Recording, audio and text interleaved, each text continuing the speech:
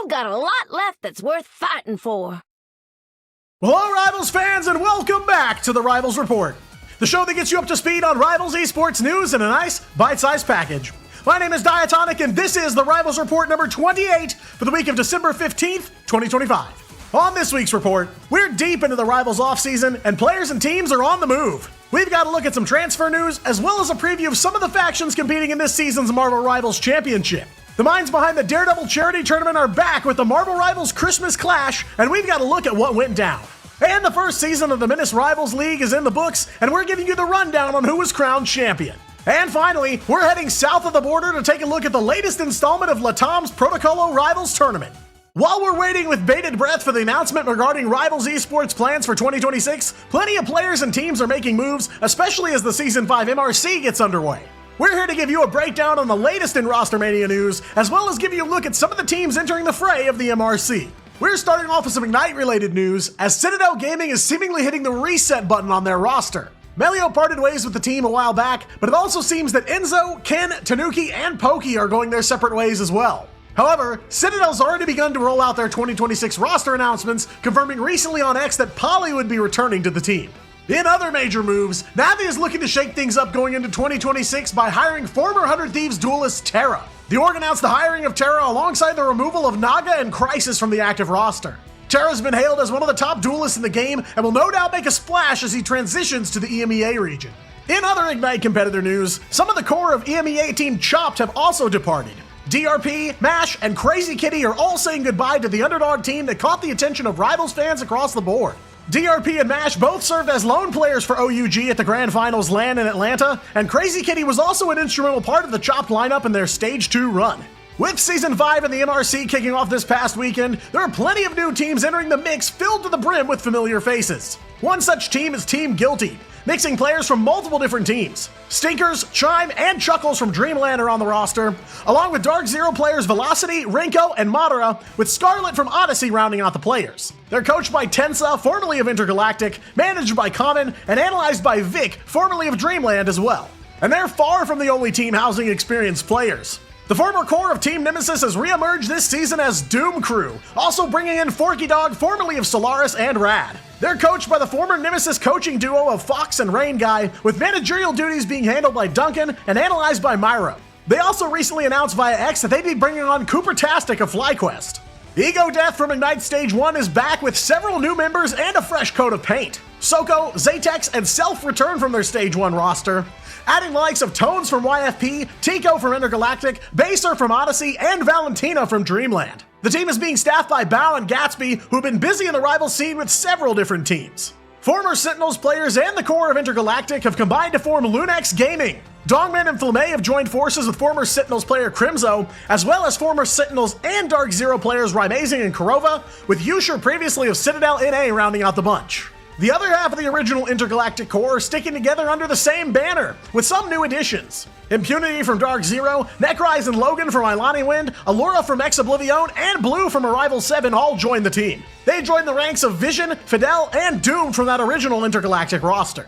Extinction is also throwing their hat back into the Marvel Rivals ring, picking up the champions of Battle of the Org Series 1, Genesis. The team consists of Zanji, Pro Builder, Alfie, Fright Type, and Coco, all from Genesis and Gosu, but they're bringing in Aurora, who competed with Nightmare during Stage 1, and Crimzone, who's leaving their sub spot on Tricksters to play on the main roster here.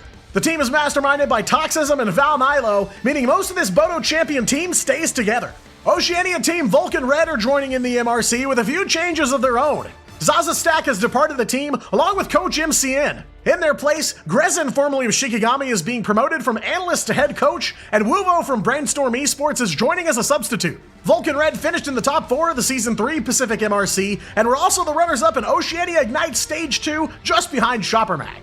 Some former players from Rad, Solaris, and even Sentinels are coming together to form an MRC roster as well. Introducing Flark, with their ranks made up of names like Gilbert Noodle, Guru, Gale, Bedtime Story, Pizza Demon, and even Aramori. Moxie and Choppa will serve as substitutes, and they're all being coached by Flavors. We have a new EMEA team formed for the cores of Vice and OG Seed, with a few other hero shooter veterans in the mix as well. No Shower is made up of Missouri and Olegator from Vice, Gainer and Lapsistolas from OG Seed, and introducing Sana and Dala. There's a swath of other returning teams announcing their intent to compete in the MRC, like the Season 4 America's Champs Yeah We Lost, Dawncore, Chopper Mag, Big Steppers, Final Dance, and even Schmungus. We do have plans to continue covering the MRC more this season than usual. It's the perfect opportunity for up-and-coming players to show their stuff ahead of the next Ignite season. We'll be bringing you more updates on the MRC as it progresses, so be sure to subscribe and stay tuned. The team behind the Daredevil Charity Tournament from a few months ago are back in action and have just wrapped up their next star-studded event. Welcome to the Marvel Rivals Christmas Clash, a draft tournament featuring a mountain of Rivals content creators and pros. Hosted by Rivals Event Organization Initiative Multiverse Productions and taking place over 2 days, there was plenty of festive fighting and decking the halls to be had. If you've never seen a draft tournament like this before, 8 Rivals pros and creators were selected as team captains. The captains are all dropped into a Doom match free-for-all where they fight for draft order. In this event, they were all forced to use the game's newest hero, Rogue, in this free-for-all. Once completed, the captains select their team members from a pool in the order of their Doom match placement. Triple strategist comps were banned in this event, so captains had to make their selections with that in mind. And just like the captain lineup, the player pool is filled to the brim with some of the most prolific figures in the Rivals Pro scene. From there, teams were dropped into a double elimination bracket to duke it out for a piece of the $30,000 prize pool, with a cool $12K upper grabs for the tournament champions. Ignite broadcast talent was also tapped to be the voices of the MRCC, with Cozy and Liger teaming up to call the action. The first of the teams to punch their ticket to Grand Finals was led by a familiar face, Team Luke the Ninja. Luke's team absolutely dominated the Daredevil Charity Tournament, winning the entire thing without dropping a single map. Luke redrafted a few of the members that helped earn that first win, specifically Imperator and Only Legs. But Luke had several powerful new pickups for the Christmas Clash, drafting Cringe Alarm and Ignite Grand Finals competitors Crisis and Fate.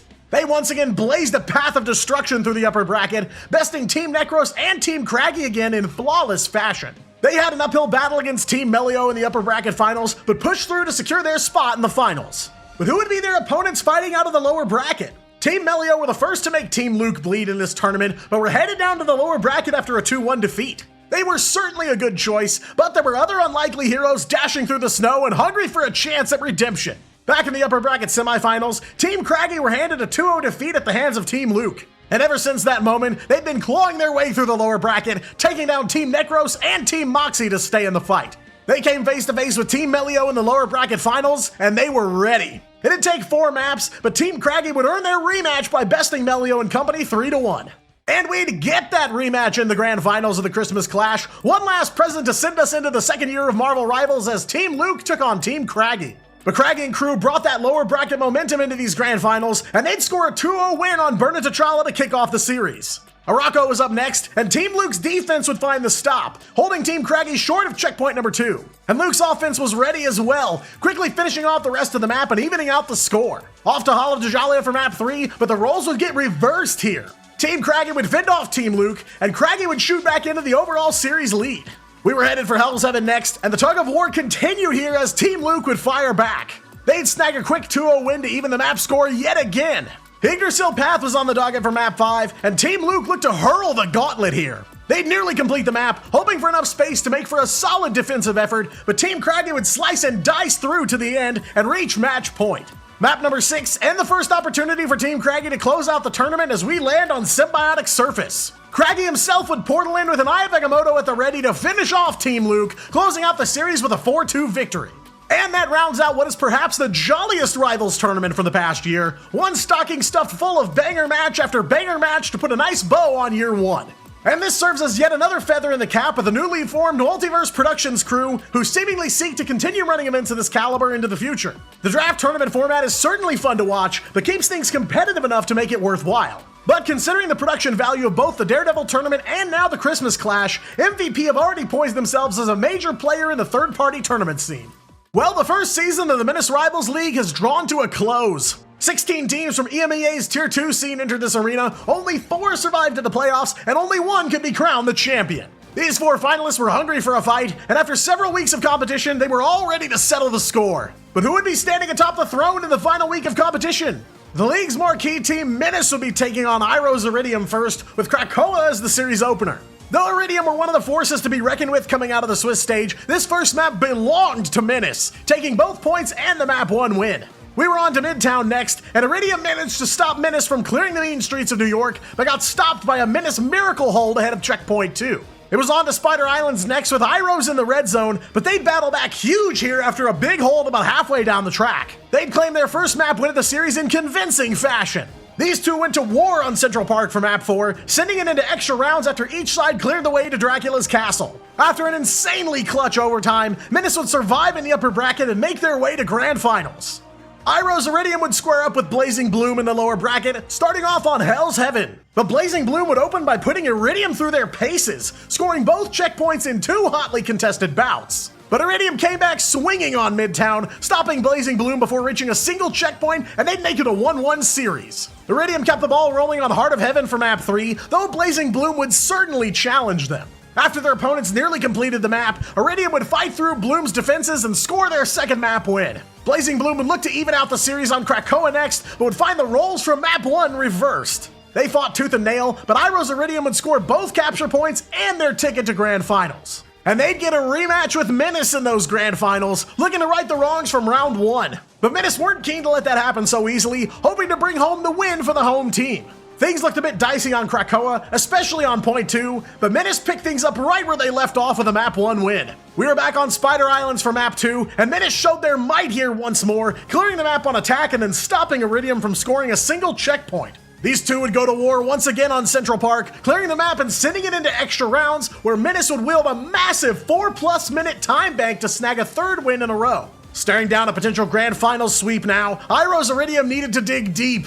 Try as they might, they couldn't find the stop against Menace on Yggdrasil Path, and after clearing yet another convoy map, Menace would hold Iridium to checkpoint 1 for the series and tournament win. And that concludes the first season of the Menace Rivals League, at least for EMEA. As mentioned on previous Rivals reports, Menace has plans to expand the MRL into the North America region as well, and is even fielding an NA roster in the Season 5 MRC. It's not set in stone yet when that will kick off, or when the EMEA squads will be back for Season 2, but the MRL is shaping up nicely to be a future initiative for the up-and-comer teams in the competitive Rivals space. And finally this week, our rivals down in South America return to the battlefield for another round of the LATAM Community Tournament Series Protocolo Rivals. As we've discussed on previous Rivals reports, without a specialized LATAM region for events like the MRC and Ignite, teams from South America are forced to play under a ping disparity. But events like Protocolo seek to give them a level playing field to compete on. 16 LATAM teams entered the fray here, with some old and new South American teams getting in on the action. It was a battle for survival in the single elimination playoff bracket, with the top 8 teams advancing to that stage. The Sunrisers were one of the first teams to lock in their grand final spot by battling their way through the bracket. They opened up with a solid 2-0 win over Calamity 1 and would be put to the test against Real Griffins in round 2. They'd emerge victorious from that match as well and would park themselves in the finals. Their opponents would be the multi-time Protocolo champs INF's Esports. Their path through the bracket was somewhat similar, handing Team Nexus Academy a 2-0 win and overcoming a bump in the road against Igni 6 with a 2-1 win to lock in their finals position. Real Griffins and Igni 6 would go on to play in the 3rd place match, where Igni would torch the Griffins 2-0. INFs had won the previous 2 Protocolo Rivals tournaments, and the Sunrisers were the newest team looking to dethrone them here. Many others had tried but failed, so would the sun rise on a new champion today? We'd get our first look at this matchup on Hell's Heaven, where INFs were looking deadlier than ever. They captured a solid 2-0 win on the first map, leaving the Sunrisers reeling right out of the gate. The Sunrisers would look to overcome the INF's defense on Yggdrasil Path next. But after being stopped short of checkpoint 1, INFs would switch sides with them and advance to an early match point with yet another map win. It was on to Central Park for the potential decider, with the Sunrisers yet again on attack first. There was a huge bright spot for them here as they managed to clear the map under overtime. But INFs would go demon mode on their offensive run. They'd clear the map too, leaving themselves nearly 5 minutes in the bank for extra rounds. They'd lock down the Sunrisers for one last time, and INFs would make the sun set as they completed their Protocolo three-peat. New blood has yet again entered the LATAM competitive space with yet another successful Protocolo event for the region. They may not be the largest community, and the latency issues may not make them seem like the most competitive region during the MRC. But the LATAM teams are hungry. Hungry for opportunities, hungry to prove themselves as competitors. Only time will tell when they'll be offered the chance, but for now, Protocolo Rivals serves as a vital nexus point for the LATAM Rivals community, and we can't wait for the next bout. Well, that's all for this week's Rivals Report. Be sure to subscribe to stay up to date on the latest in Marvel Rivals Esports. And be sure to follow me on other platforms including Twitch, X, and TikTok. I've been Diatonic, you've been amazing, and I'll see you in-game.